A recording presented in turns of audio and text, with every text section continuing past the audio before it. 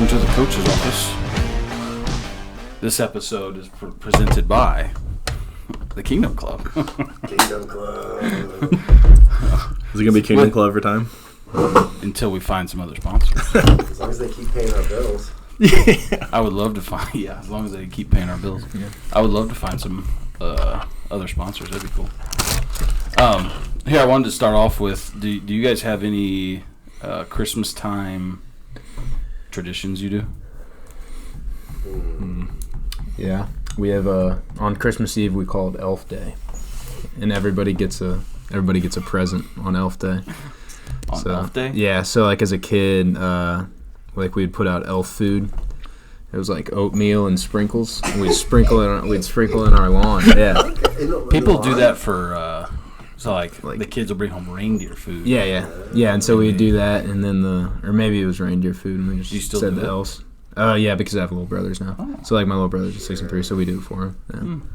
Yeah. One time I remember as a kid, and I told all my friends I was so certain I like saw an elf shoe, and like my dad was like gaslighting me into that I did as well. He's like, I saw it too, and so we'd always get one present on Christmas Eve. The elves would bring it, not our parents. Okay. McMillen? No, I mean mine was kind of split with my parents. So like we would. What about now though with Theo? No, not yet. I don't think so yet. Poor kid. I can't think of anything that we do. Like we're gonna spend Christmas Eve. Yeah, right. We're gonna spend Christmas Eve with her family. Does Theo get presents on Christmas Day? Yes. Christmas Eve is my wife's mom's birthday, so we're gonna be with her all day. So that's already like Christmas Eve is like we already know that's it. So then Christmas morning he'll wake up. Does she make it all about herself?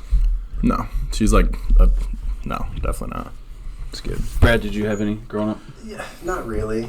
We would always go, what was it called? Jolly Holiday Lights, I think is what they call it in Des Moines. Like, you drive through fancy light shows, and that's always fun. Seeing, like, going to the fancy neighborhoods and seeing the people who spend way too much time decorating their houses. Have you ever seen the ones that are synced up with music? Not in person. They're pretty cool. I've seen them in person. Online. It's impressive. Yeah. There's usually a couple around here that do it. Really? Yeah. I mean, I guess the Tilly light, is that Tilly Park? Tillis Park. I don't know. Whatever park that is, it does lights. Like, we used to go through that with my wife's family. Yeah. And now we're going to the O'Fallon one. So I guess that's a good one. We're going to the O'Fallon one with my mom and for Theo and all that. Oh, you're bringing Theo? Yeah, I guess we'll bring him along. I mean, so you're creating a tradition, right? Yeah. Cool. That's cool. Good for you. Ryan, what about you? What's your tradition? So my wife is a Christmas freak. Okay. Isn't her birthday on Christmas? Yeah, so that's part of it. Okay. So almost every weekend we have, and she wouldn't be offended either if I called her a Christmas freak. She would. Yeah. A Santa hat. So every weekend we have something we have planned. So like we always go to the Garden Glow, which we did last week. Yeah. Always go to that.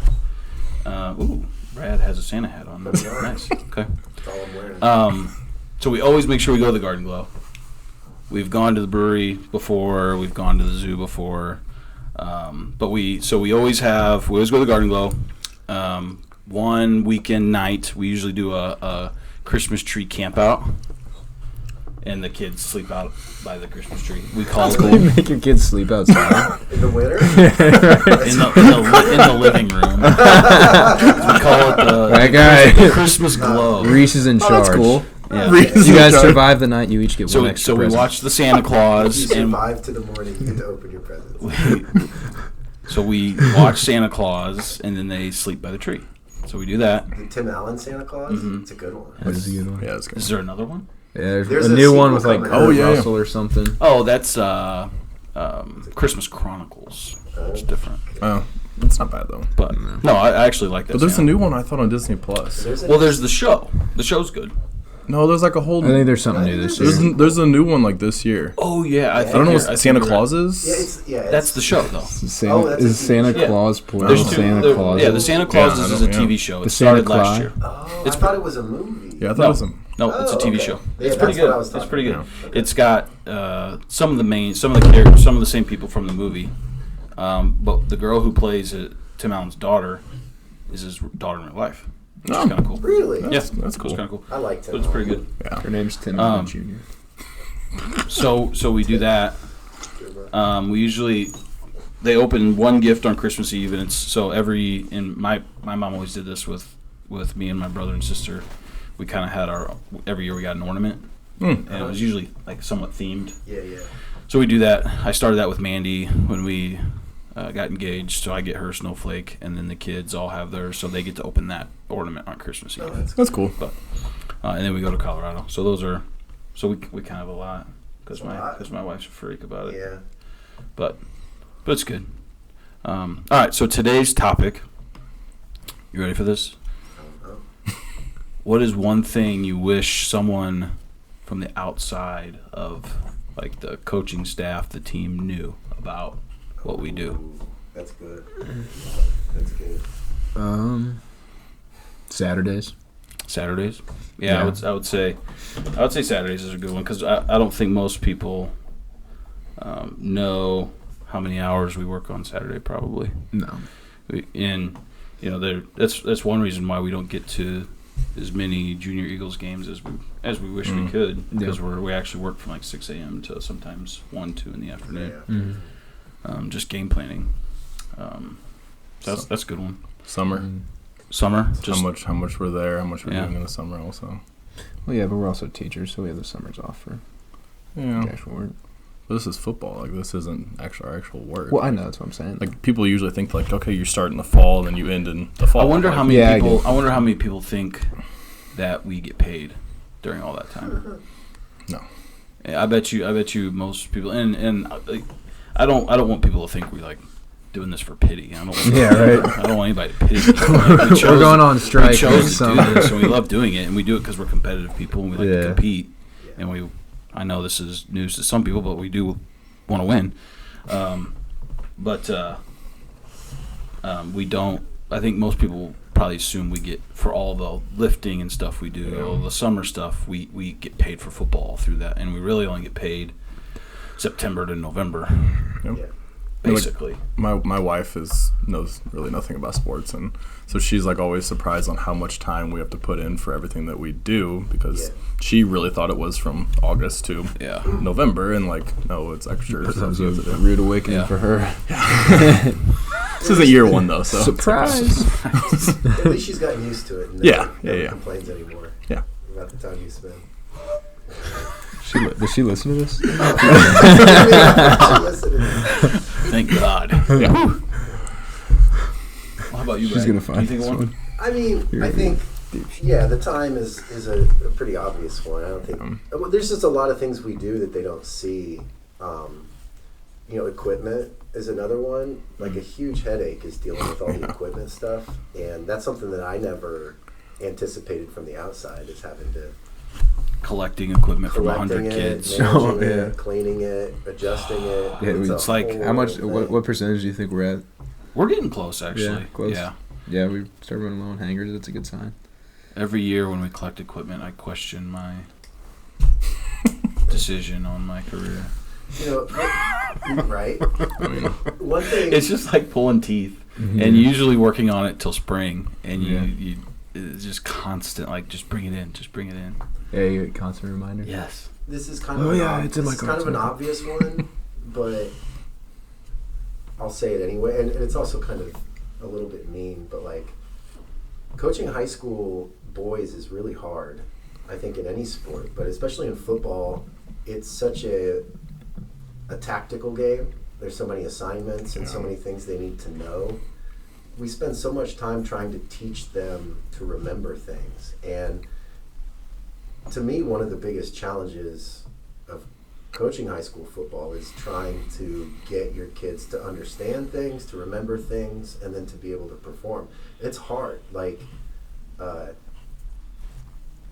many times on a Friday night do we get through a game and we look back and we're like, wow, our guys did exactly what we taught them to do, and they did all their assignments. It's like, that's not really the game. Like, so many blown assignments, so many times guys are making mental mistakes. And I think when you're probably watching from the stands, you don't know any different. You just see a guy. Well, I would say you see an incomplete pass. I would say the higher you go the more in tune everyone has to be with their assignments.